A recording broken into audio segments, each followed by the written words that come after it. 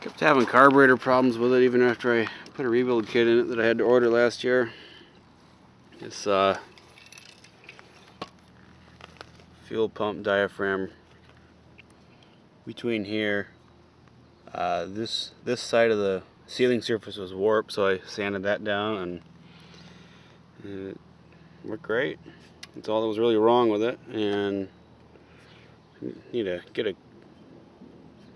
bit of cork gasket material because fiber doesn't seal this very well.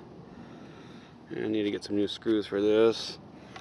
And one of the starter pawls lost its little spring retainer, so I got to make one of those up, but it works. So I can fix this up this morning. I was missing a screw. But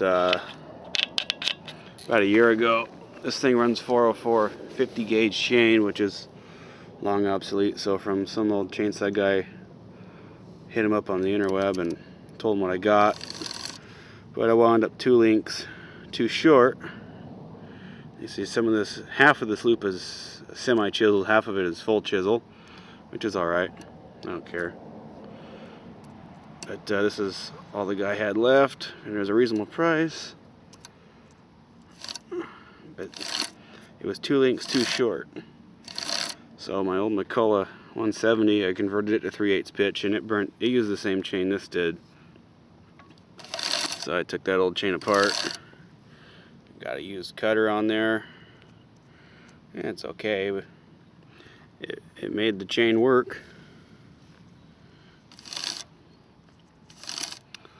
It's way better than what I had before. It was just worn back down to nothing.